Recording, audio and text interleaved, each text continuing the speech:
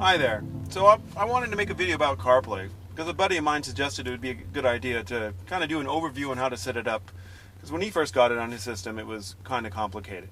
First, what is CarPlay? Well, Apple back in 2014 put together a platform for auto manufacturers so they can integrate with their infotainment systems Apple devices. So iOS devices starting from iOS 8 would able to work with these infotainment systems in the cars, and Apple set up an API and interface for them to do that. So that's what we're seeing here is the Suzuki Jimny infotainment system and its integration with CarPlay.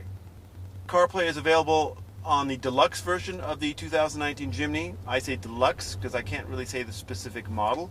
We notice that the model numbers change from country to country. There's a model for Greece and a model for Germany. They're not the same, but the deluxe version, you know you have it when you have this infotainment system in the middle of your console. My plan was to take this pristine, I would say pristine, newly configured iPhone SE running iOS 12.1.4 and to simply go through the steps in configuring it with my CarPlay system. I thought it would be straightforward and very easy because when I did it in Corfu with my iPhone 7, plugged it in and it worked straight away. I was able to listen to podcasts, navigate. The system was, wow, it was really impressive. I was really happy with it. Almost zero setup to get it going. I was wrong when I took this pristine iPhone and tried to set it up. I couldn't get it to work. In fact, I spent about 40 minutes restarting the iPhone, unplugging it, replugging it, resetting the infotainment system. Nothing would work. I finally got desperate and Googled, and I found out, well, there's a couple settings on the iPhone that are important to make sure your iPhone will work with CarPlay. The first most important, I'd say extremely important setting is you need to ensure that Siri is enabled. This newly configured iPhone, Siri was not enabled. So I'll show you now how to enable it. You go to your settings, go to Siri and search, and just make sure, for example, press home for Siri is enabled. Then the system will ask you, enable Siri. You say yes. Very good. The second setting that's not as critical but makes life a little bit easier is to allow the USB port, the Lightning port, to be accessed when the device is locked. So I suggest you go to Touch ID and passcode, put in your passcode, which I'm not going to show you, and go down here to allow us access when locked, USB accessories. So now we've got these two settings set up on your iPhone. When these are set, the iPhone's ready for CarPlay. So I've got a Apple Lightning cable here, and by the way, I suggest Apple cables here. I had another third-party cable. I don't trust them. I don't trust the connectors. They are sometimes a little bit flaky. They may work for charging the device. Sometimes with data things get funny, so stick with Apple with this kind of stuff. It always works out best. So we'll plug it in the device. We hear it's now being charged, which is great.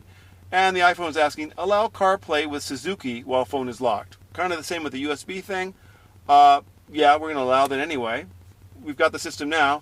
And now you'll see here on the infotainment system that Apple CarPlay is now here available. For call, we've got the iPhone available. So if we go to CarPlay, we're going to see the CarPlay interface. Very familiar, looks very iOS-like. We've got very large iOS icons. We've got scrolling, we go into an app, and then we've got a home button here, brings you back to the home screen of the CarPlay interface. On the infotainment system, we also have here a home button for the system itself, brings us back to the 4 quadrants. We've got a button for Siri here. What time is it? It's 16:24. Thank you. And of course, also here on the steering wheel, we also have a button for Siri and for phone calls, making phone calls. Siri, pressing this button. What time is it? It's 16:24. Oh, thank you. And we can go back. For example, one of my favorite applications is Overcast, I love. And I can go through here and I can just play one of my favorite podcasts. Just using again we the didn't simple. sign anything today. It didn't quite Here's the work volume out. control. I would say that I wasn't satisfied. And Volume perhaps control wasn't here, and of satisfied course on the steering wheel as well we have volume here, up and down, This wasn't the right time to say and a mute something, button. so we'll see what happens. If we want to make him shut up, or we can listen to him again. This works fine. Go back here, and then we can go back to the home screen and scroll back and forth. So the infotainment system, very familiar interface. We're used to it with the iPhone, scrolling, touching. So basically, the next question is what apps, why are certain apps available here? And as you see now, we have the standard apps, Maps, we have Google Maps. I put some extra applications on here, Spotify, WhatsApp, which I like to use.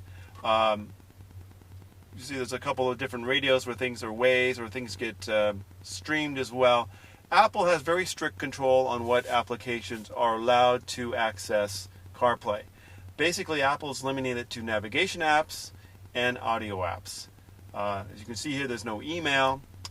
There's messages. It will read messages for you. It will read them. It will not display them here on the display, which is kind of funny for me because I get a lot of messages in German. And when Siri, I have Siri set in English, so when Siri tries to read the German messages, I do not understand a single word. So I have to figure that out with Siri, how to make it, how to tell Siri when I get a German message, read it to me in German and not read it in English. When you go through the App Store, you can find CarPlay enabled applications. There's a whole bunch of them. But you can also configure which applications are here shown on the infotainment system, and of course, just like on the iPhone, how they're ordered. So to be able to do that, you go to General on the iPhone, and you've got a new thing when you have CarPlay installed. It's called CarPlay, and Suzuki, and it's actually going to show you here on the screen basically what you're seeing on the infotainment system. And just like on the iPhone, you can move things around or delete them. So we're going to move Waze all the way to the first page. So now we have Waze on the first page. There you go. So you can also, just like a normal iOS device, you can also delete apps you don't want to show up in the interface, and you can also here set the order that you'd like to have them in. I hope this overview of CarPlay was interesting for you and you got a lot out of it. I'm really pleased with CarPlay and the infotainment system here in the new Jimny. It wasn't a selling point for us to purchase the car. We bought it for other reasons, but it's really kind of just nice. It's nice. It works well. Works like Apple. There's some limitations to it. That's okay. We can live with it, but we're really happy with it and like it. So if you like this video, please subscribe to my YouTube channel. Write some comments below here. Let me know what you think. I'm going to work on some other things or suggest some topics I can work on. I'd be glad to see what we can do to explore and get more information out there. So again, thanks for watching and have a great day.